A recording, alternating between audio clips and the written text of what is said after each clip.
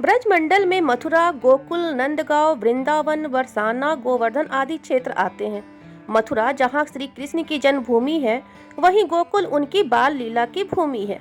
श्री कृष्ण जब थोड़े बड़े हुए तो वृंदावन उनका प्रमुख लीला स्थल बन गया।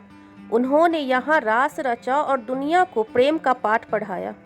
बरसाना श्री राधा की जन्मभूमि है और उनका परिवार भी वृंदावन में आकर रहने लगा था। आओ जानते हैं वृंदावन धाम के 8 चमत्कार। पहला है रंग महल। वृंदावन में रंग महल है।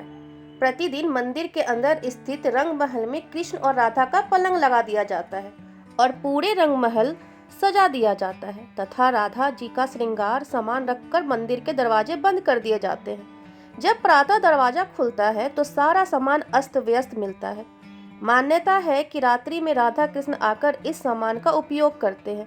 हालांकि शाम के बाद यह मंदिर बंद हो जाता है और यह भी कहा जाता है कि अगर यहाँ कोई छुपकर रासलीला देखता है तो वह अगले दिन पागल हो जाता है।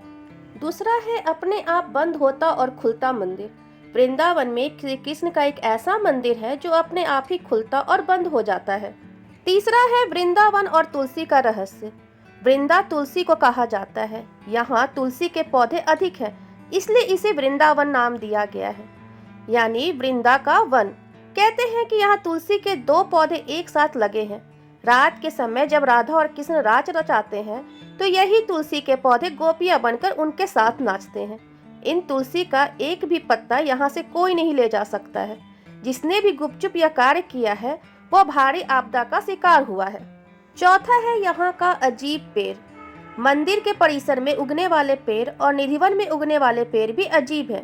यहाँ के पेड़ की शाखाएं नीचे की ओर बढ़ती है, जहाँ आमतौर पर पेड़ ऊपर की तरफ बढ़ते हैं। वहीं निधिवन में मौजूद पेड़ों की ऊंचाई बेहद कम है और इनकी शाखाएं इसकी जड़ों की ओर बढ़ती है। यहाँ पेड़ भी आपस में गुथे हुए हैं, जो इस जगह को देखने में भी रहस्यमय बनाता है। 5वां, मंदिर में करते हैं शयन। मंदिर में भगवान श्री कृष्ण रोज रात को खुद शयन करने आते हैं। उनके सोने के लिए मंदिर के पुजारी रोज पलंग लगाते हैं और जिस पर साफ सुथरी गद्दी और बिस्तर बिछाए जाते हैं। लेकिन कहते हैं कि जब मंदिर खुलता है तो उस बिस्तर की हालत देखकर सभी अचंभित हो जाते हैं, क्योंकि उसे देखकर लगता है कि यहाँ कोई सोया था।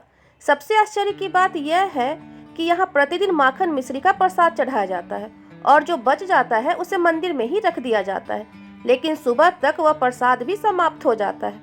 आखिर कौन खा जाता होगा वह प्रसाद? रात में यहाँ कोई भी नहीं रुकता है। स्थानीय लोगों के अनुसार ऐसा बरसों से होता आ रहा है। कुछ लोग इसे अंधविश्वास मानते हैं और कुछ लोग इसे कृष्ण का चमत्कार मानते हैं। 6, घरों की खिड़कियां कर देते हैं बंद। यहाँ के आसपास के अधिकतर घरों में खिड़कियां नहीं है और जिनके घर में है वे शाम की आरती के बाद खिड़कियां इस डर से बंद कर देते हैं कि कोई मंदिर की दिशा में नहीं देखे, अन्यथा वह अंधा हो जाएगा। 7वें नंबर पर निधिवन। कहते हैं कि आज भी समय समय पर प्रभु वृंदावन के निधिवन और मधुवन में रास भी करते हैं। वहाँ के मंदिरों में भ्रमण भी करते हैं।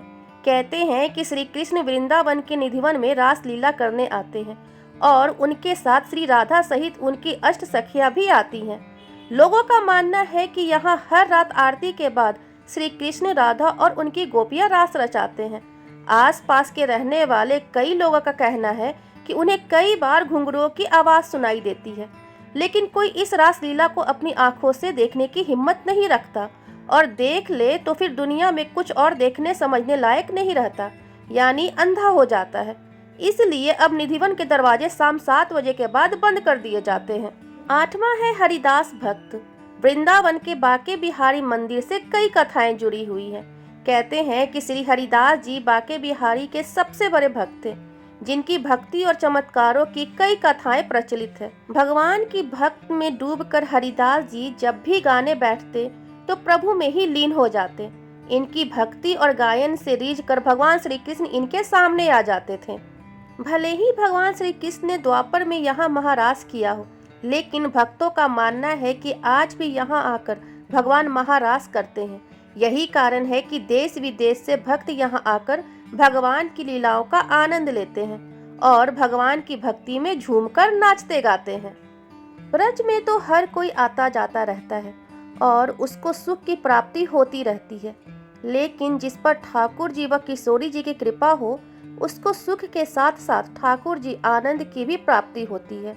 इसलिए हमें ठाकुर जी के मीठे आनंद को अपने रोम रोम में प्रवेश करा के उस आनंद से प्राप्त प्रेम के मृग तृष्णा को इतना बढ़ाएं कि वह प्रेम आंखों से निकलने वाले नमकीन आंसुओं के द्वारा बहकर ठाकुर जी और किशोरी जी की मीठी कृपा से सराबोर हो सके।